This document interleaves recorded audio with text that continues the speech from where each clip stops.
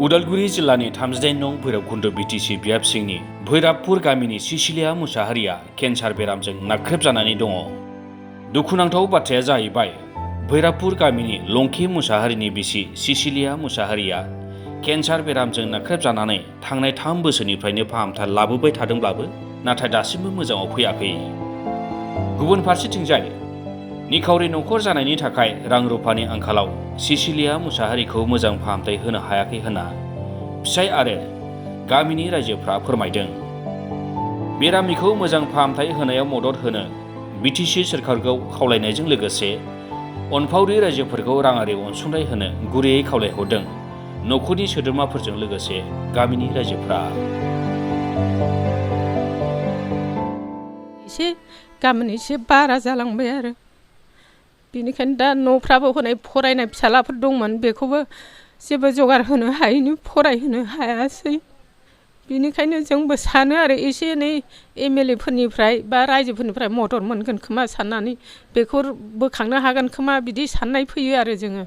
दा जोंनि गोसोआव साननाय दंमोन आरो बेयो अपारेसन खालामनो हाबा मोजाङाव फैगौमोन। दा दाख्लै लांबाय गुवाहाटियाव लांलाय लाबोलाय खनथामानो जाबाय।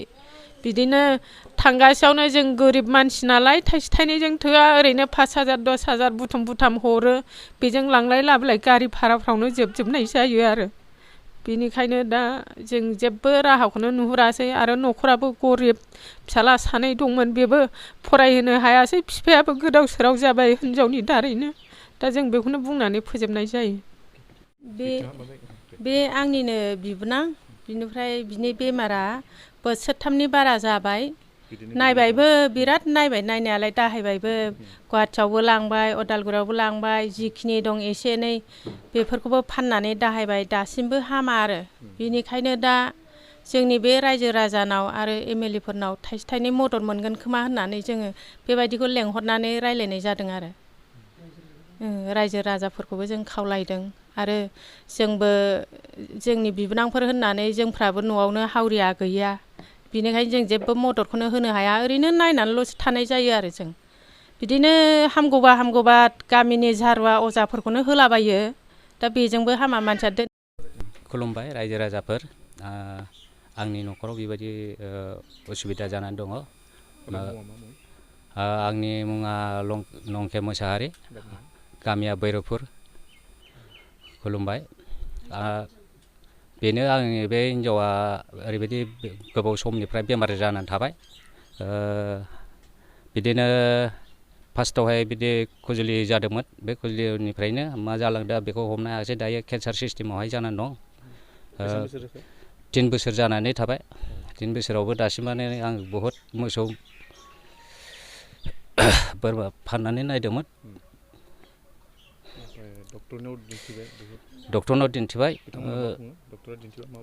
डक्टराथ' बुंदों नोंसिनि डकुमेन्ट्स बानायनाया मास मोनसेसो लागोन, गोदान आल्ट्रासाउन्ड खालामनांगौ, गोदान स्केनिं खालामनांगौ, बिदिनो ब्लाड टेस्ट गोदान खालामनांगौ, मास मोनसेनि उनावसो नोंसिनि अपारेसना जागोन बेबायदि होननायखाय आङो बे गुवाहाटि केन्सार हस्पिटालखौहाय गारनानै फैनो गोनां जाबाय। बे माने मेडिकेलाव केन्सार माबायाव लांदोंमोन ना? केन्सार हस्पिटालाव लांदोंमोन। बेसेबां दिन लाखिखो बेयाव? बेवहाय आं ओरैनो मालायनि न'आव थाहैनो गोनां, सानबा थाहैबाय, बिनि उनावहाय आरो सप्तासेसो थाहैबावनाय जादों आरो। बेवहाय आङो फैसानि थाखायनो गारनानै फैनो गोनां जाबाय, फैसा हायैयाव। दा न'आव लाबोफिनबाय आं। बेनिफ्राय जायगानि जि एमएलए दङ, डेपुटि चिफ गबिन्द बसुमतारी, बिनियाव माब्लाफोर बेबायदि जाथाय? आङो बे डेपुटि चिफनो मोनसे सानसे समाव आं एप्लिकेसन गांसे होबोदोंमोन। बे एप्लिकेसना दायो 8 माससो जाबाय, बियो आंखौ माने आं गेजेराव खनसे खबर लाहैदोंमोन, दा बेबायदि माने फैयाखै होननानै फान्ड गैया होनना बुंहरबाय। बेनिखायनो आं सानबाय दे बिदिबाथ' एरियानि डेपुटि चिफबाबो बिसोरो बेमार जानाय मा जानाय बेफोरखौ जेबो एक्सन लानाय नङा होननानै आङो बिदिनो थाबाय आरो आं बिसोरजों रायलायनोबो जायाखिसै आरो आं फैबाय।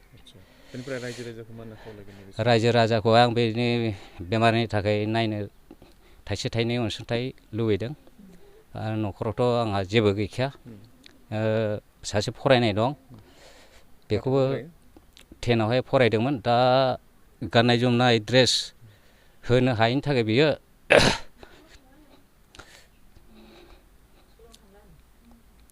थांनाय जायाखै आरो दा न'आव दंथ'यो न'आव दंथ'यो गोबाव सम माने खरसा होनो हायैयाव थांनो हायाखै बेबादि माने ओरैनो अनसुंथाइ हिसाबै जिथु खामानिया जानांगौमोन आरो होजानाय जानांगौमोन जेरैबायदि मोननांगौ अपारेशना जानांगौमोन खिन्थु अपारेशन जायै बादि बेबायदि मोनसे ओरैनो बे माने अपारेशन जागोन पेसेन्टआ जास्ट ओंखाम जानानै ना बेदर जानानै थांना थानायनिल' बिदि खरसाफोर हरनायखौ जों नुनो मोन्दों आरो जुदि आं सोङोबा नैबे समाव हमनानै लाबाय सिसिलिया मुसाहारिया जिथु बेरामाव गोब्राब बेरामाव गोग्लैना थाबाय केन्साराव थाबाय दा दानि MLA आरो लोगोसे बिटिआरनि डेपुटि चिफ बिथांसिम मा खावलायगोन दा आङो बेखौनो खावलायगोन जोंनि जिथु भैरबकुन्द 38 नं भैरबकुन्द कनस्टिटिउन्सननि BTCनि MCLA प्लास BTCनिनो डेपुटि चिफ लोगोसे 69 नं उदालगुरि समस्तिनि बिधायक MLA बिथांखौ आङो खावलायगोन जे बे आंनि फंबायनि हिन्जाव बिहि जिथु केन्सार बेमार जानानै थादों बेयाव एसे माने अनसुंथाइ होनो थाखाय आङो खावलायगोन बिथाङा जाहाथे गावनि ओनसोलनि गावनि गामि खाथिनि सिमनानि गामि हिसाबै नायसनगोन ओरै होननानै आङो मिजिंथियो